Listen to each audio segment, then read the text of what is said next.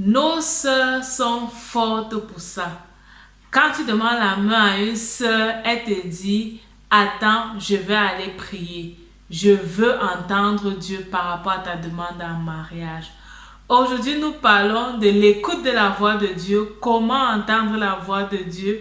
Je vais partager avec toi ici 5 astuces qui vont t'aider à mieux entendre la voix de Dieu. Tu vas en savoir plus, alors reste scotché.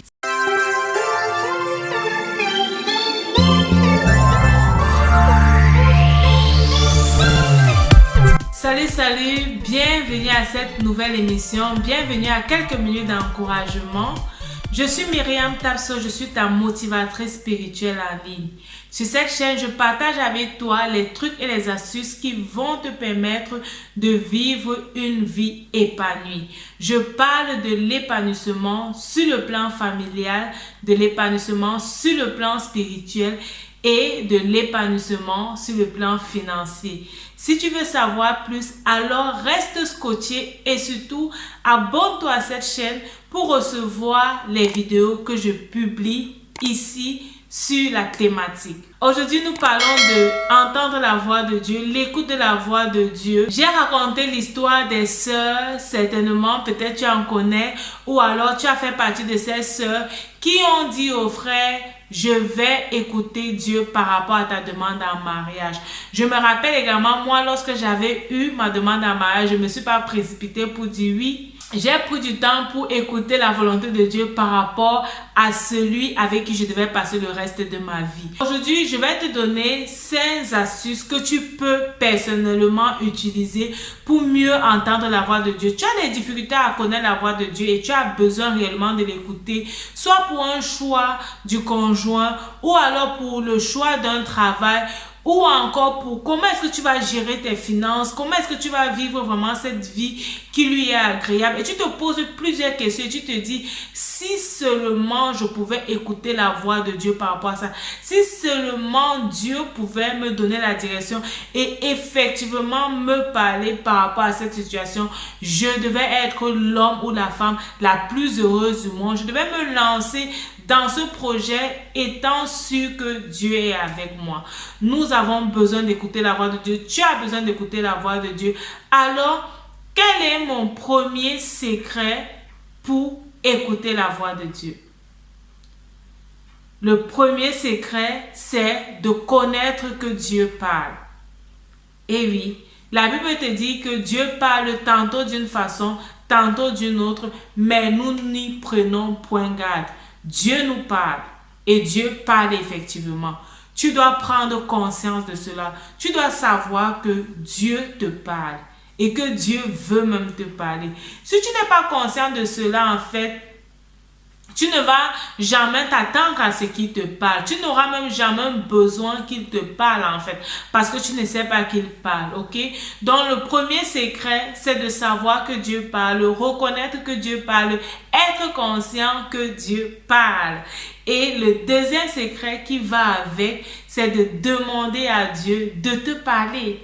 La Bible dit, fais de l'Éternel tes délices, il te donnera ce que ton cœur désire. Qu'est-ce que tu veux? Tu veux que Dieu te parle, alors tu dois demander à Dieu de te parler.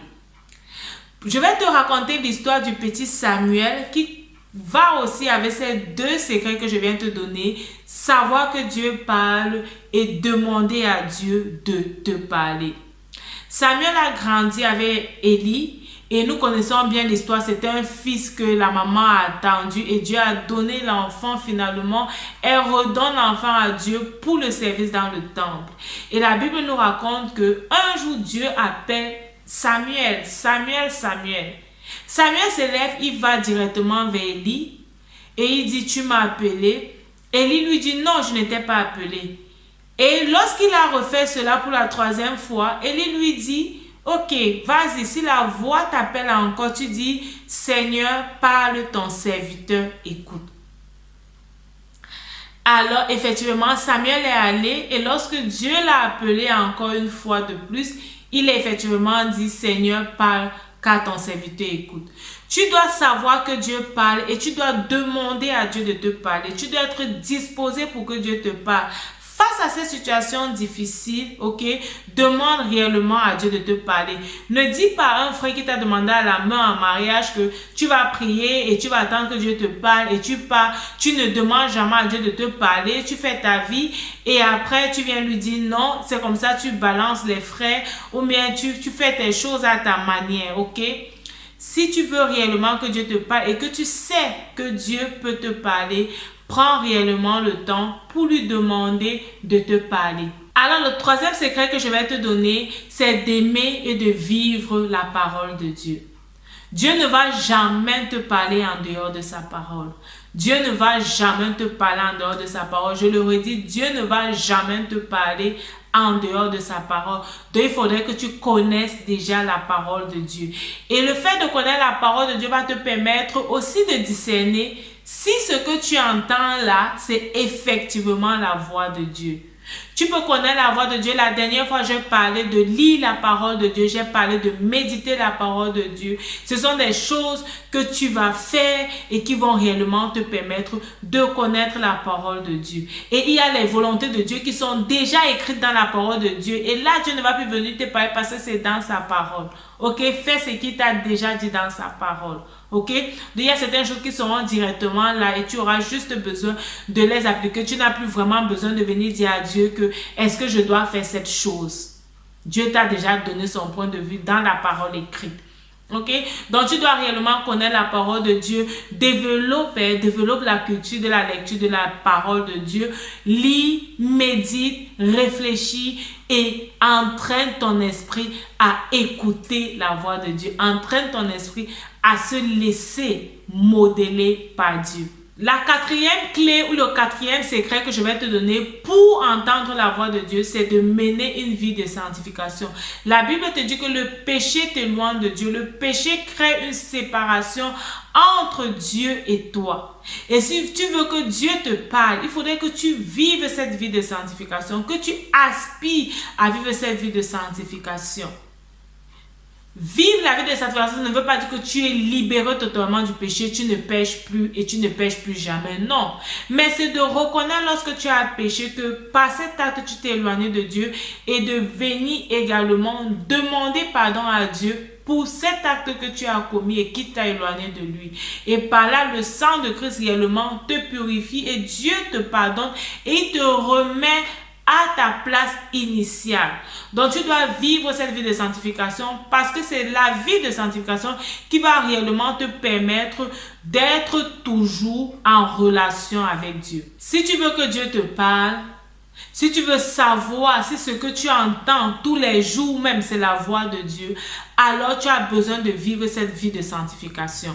La cinquième astuce que tu dois utiliser réellement pour écouter la voix de Dieu, pour connaître la voix de Dieu, c'est de multiplier les séances d'écoute de la voix de Dieu.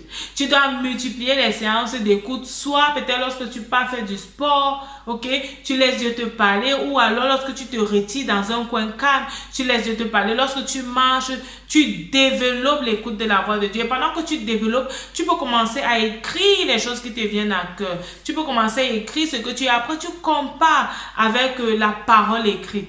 Ok, tu commences un peu à comprendre un peu comment est-ce que ça se passe. Il y a certaines personnes qui vont dire, ok, quand Dieu veut me parler, peut-être j'ai les fourmillements dans le cœur, ou bien j'ai quoi, je sais que c'est Dieu qui veut me parler, ou bien quand ma main tremble, je sais que ce qui vient là, ça ne vient pas de moi, ou bien quand subitement je pleure, je sais que ce qui va venir là après, ça ne vient pas de moi. C'est parce qu'ils ont cultivé ces moments, ils ont développé ces moments avec Dieu et ils ont pu commencer à comprendre comment ça se passe. Élie pouvait dire à Samuel que c'est Dieu qui t'appelle. Lorsqu'il va t'appeler encore, dis cette chose. Parce que Élie était habitué à la présence de Dieu et il savait exactement comment Dieu parle. Donc pour cette même façon, ok, tu dois développer les temps dans la présence de Dieu. Tu dois développer cette façon de dire, Seigneur, parle-moi. Quand tu prends ta Bible pour lire, tu dois dire, Seigneur, parle-moi au travers de ta parole. Parle-moi au travers de ce livre que je suis en train de lire. Tu dois développer ces méthodes-là pour finalement être sensible quand Dieu te parle et savoir en fait que cette chose-là que je viens de recevoir, cette parole que je viens de recevoir, ce n'est pas une parole qui vient de moi, c'est une parole qui vient de Dieu et je dois la prendre très au sérieux. J'espère que cette vidéo va réellement t'aider à entendre la voix de Dieu. J'espère que cette vidéo va réellement t'aider à arriver dans cette marche avec Dieu que tu désires tant, être réellement épanoui dans le plan spirituel. Si tu te rendais compte jusqu'ici que tu n'étais pas épanoui parce que tu n'arrives pas à discerner quelle est la voix de Dieu, de ta volonté, de ta voix, j'espère réellement que cette vidéo va t'aider à arriver à là, à pouvoir discerner la voix de Dieu. Rappelle-toi, ta vie c'est un don de Dieu et la façon dont tu la vis c'est un don que tu fais à Dieu. Que Dieu te bénisse. Merci de t'abonner pour m'encourager et m'aider à faire grandir cette chaîne. Et on se dit à la prochaine. Bye bye.